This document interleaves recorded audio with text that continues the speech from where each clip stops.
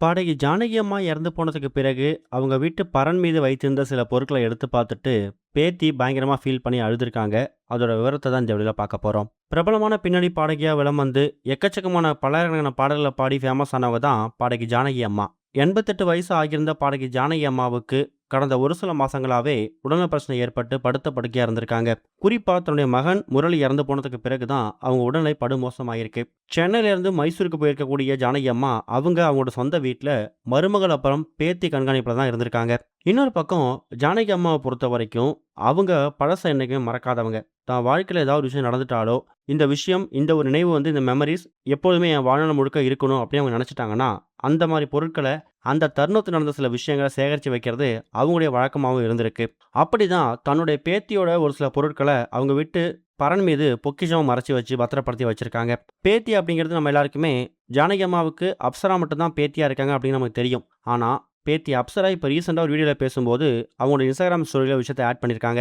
அது என்ன அப்படின்னா அப்சரா மட்டும் பேத்தி கிடையாதான், வர்ஷா அப்படின்னு சொல்லக்கூடிய ஒரு பேத்தியும் இருந்திருக்காங்க. இப்போ இவங்களை பொறுப்பெடுத்து பார்த்துட்டு இருக்காங்களா அப்சரா, அந்த இடத்துல அவங்களோட சகோதரி வர்ஷா தான் இருந்திருக்காங்க. ஒரு சில காரணங்களால கடந்த 2023ஆம் வருஷம் அவங்க இறந்து போயிட்டாங்களாம்.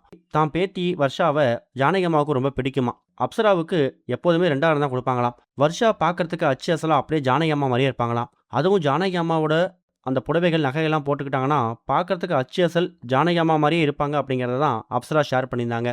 ஏதோ ஒரு ரீசனால அவங்க இறந்து போனதுக்கு பிறகு அவங்க நினைவுகள் தான் கூட இருக்கணும் அப்படிங்கிறதுக்காக ஒரு சில பொருட்களை, குறிப்பா அவங்களோட ஃபர்ஸ்ட் பர்த்டேவுக்கு ஜானகி அம்மா வாங்கி கொடுத்த பரிசு, அதே மாதிரி ஜானகி அம்மாவுக்கு பல வருஷம் பிறந்தநாள் அப்பயோ விருதுகள் அப்பயோ பேத்தி வர்ஷா வாங்கி கொடுத்த பரிசுகள், இது எல்லாத்தையும் ஒரு பாக்ஸ்ல போட்டு அதை வீட்டு பரண் மேல ஒளிச்சு வச்சிருக்காங்க.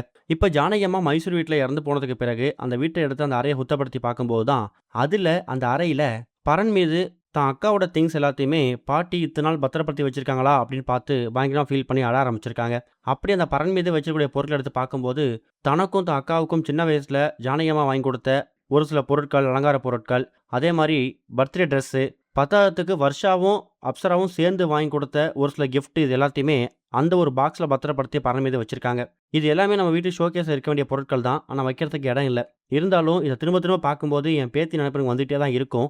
அதனால் இந்த ஒரு இடத்துல நான் பத்திரப்படுத்தி வைக்கிறேன் அப்படின்னு நினைவோட தான் அடிக்கடி தான் மருமகள் கிட்ட பற்றி சொல்லிக்கிட்டே இருப்பாங்களாம். இப்போ அவங்க இறந்து போனதுக்கு பிறகு அந்த பொருட்கள் எல்லாத்தையும் கீழே இறக்கி பார்த்து பரண் மீது அப்படி என்னதான் வச்சிருந்துருக்காங்க அப்படின்னு பார்க்கும்போது தான் அதில் ஜானகி அம்மாவோட இறந்து போன பேத்தியோட ஒரு சில பொருட்களும் அவங்க ஞாபகார்த்தமாக ஒரு சில பொருட்களையும் அதில் பத்திரப்படுத்தி வச்சிருந்துருக்காங்க அப்படிங்கிறதும் இப்போ கன்ஃபார்ம் ஆயிருக்கு.